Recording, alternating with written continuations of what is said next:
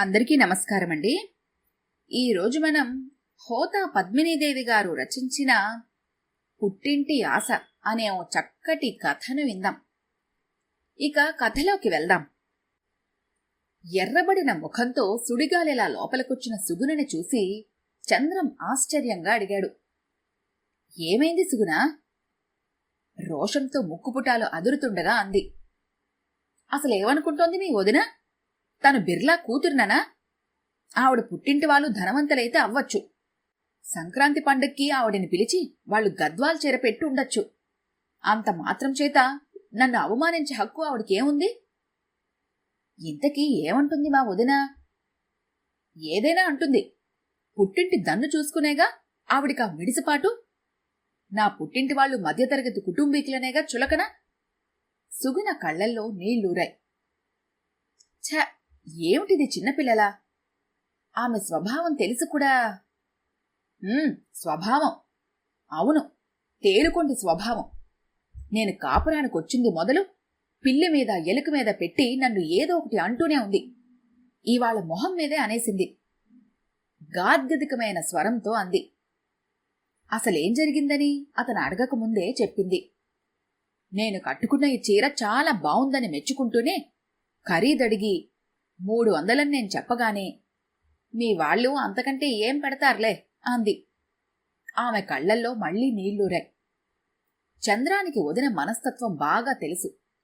పుట్టింటి నుంచి ఆస్తి తెచ్చిందనే అహం ఆమె అణువణువునా నిండి ఉంది. అలాంటి వదిన తన భార్యని హేళన చేసిందంటే అతను ఆశ్చర్యపోలేదు. ఆమెని మనసులోనే ఏవగించుకున్నాడు. అయినా మా నాన్నగారిని అనాలి. పెద్ద సంబంధాలు చేయగానే సరికాదు. వాళ్ల స్థాయికి తగ్గట్టు ముచ్చట్లు జరపక్కర్లేదా? కనీసం మీ వాళ్ల ముందు నేను తల ఎత్తుకుని తిరిగేలా కాస్త ఖరీదైన చీర పెట్టచ్చుగా నాకు. ఏ పండక్కైనా నాకు 300కి మించి చీర పెట్టారా? పోనీ మీకు? ఆస్తిపరుడు, పెద్ద ఉద్యోగంలో ఉన్న అల్లుడని మీకైనా ఖరీదైన బట్టలు పెట్టారా? ఎప్పుడూ చవకరకం బట్టలే. మీ వదిన హేళన చేసిందంటే చెయ్యదు మరి. వాళ్ల నాన్నగారు ఆవిడికి ఖరీదైన చీరలు పెట్టడమే కాదు, బంగారు గాజులో డైమండ్ రింగో ఏదో ఒకటి గిఫ్ట్గా ఇస్తూనే ఉంటారు.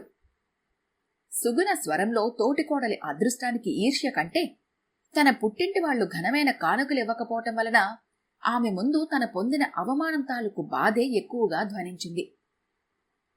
మీ నాన్నగారి పరిస్థితిని బట్టి ఆయన ఇచ్చారు. అయినా నువ్వలా మాట్లాడకూడదు మెత్తగా మందలించాడు చంద్రం. అయినా మనకి సంక్రాంతి నుంచి శివరాత్రి దాకా అన్నీ పండుగలే.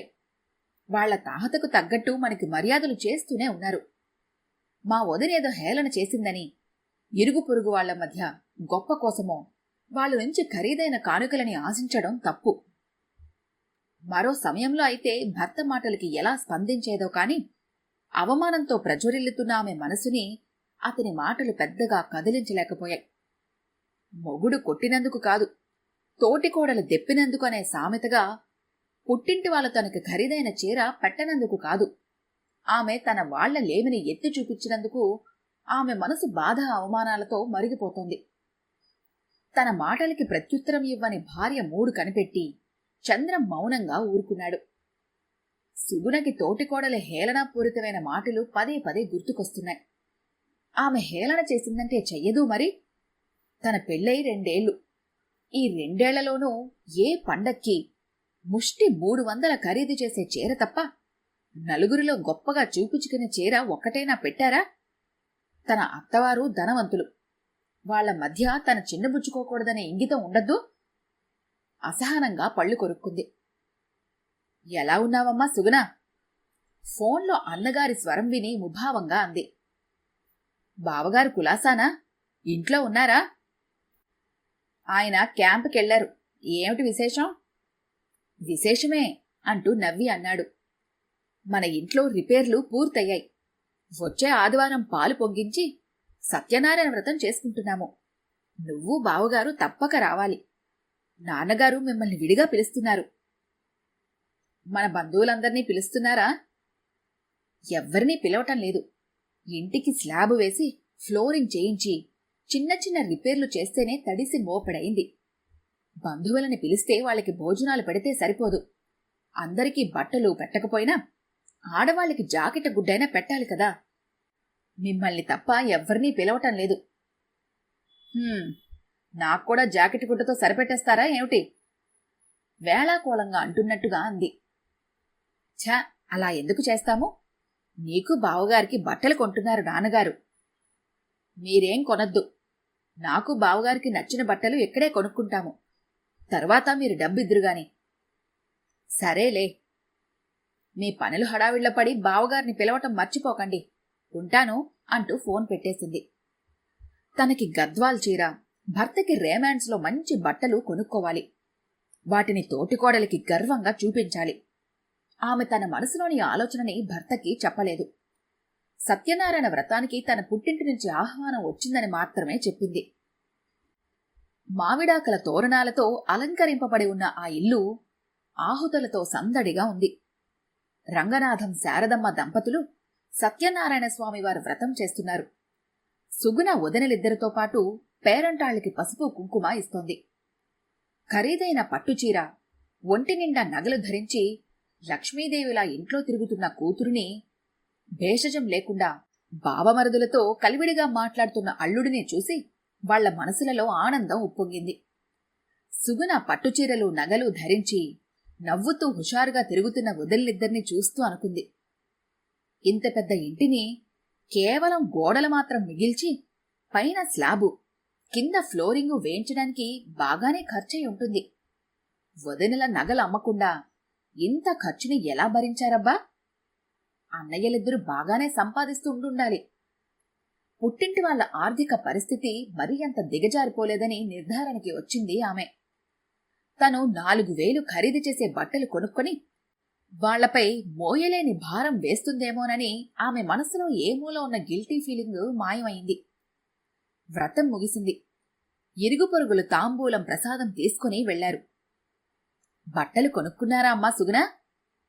తల్లడిగిన ప్రశ్నకి సమాధానంగా తను తెచ్చిన బట్టలతో పాటు వాటి తాలూకా బిల్లు కూడా అందించింది. ఆ బిల్లు చూసిన శారదమ్మ ముఖం క్షణంపాటు వెలవెలబోయినా మరుక్షణమే సర్దుకుంది. చాలా బావున్నాయమ్మా, నాన్నగారితో చెప్పి డబ్బిప్పిస్తాను అంది. సుగుణ తేలిగ్గా నిట్టూర్చింది. మామగారు తన చేతిలో తాంబూలంతో పాటు పెట్టిన ఖరీదైన బట్టలను చూసి నివ్వెరపోయిన చంద్రం, ఇదేమిటి మావయ్య, ఇప్పుడు ఎందుకింత ఖరీదైనవి అన్నాడు వారిస్తున్నట్టు. ఏదో మా ముచ్చట, కాదనుకు బాబు అన్నాడు రంగనాథం. అత్తగారు భార్య చేతుల్లో పెట్టిన ఖరీదైన గద్వాల్ చీరను చూసేటప్పటికీ చంద్రానికి అర్థమైంది. ఆమె తల్లిదండ్రులని అడిగి ఖరీదైన బట్టలు కొనిపించిందని. అతను చప్పున తల తిప్పి భార్య కళ్లల్లోకి లోతుగా చూశాడు. అతని చూపు ఆమెను నిలదీస్తున్నట్టుగా ఉంది. సుగుణ చూపు మరల్చుకుంది.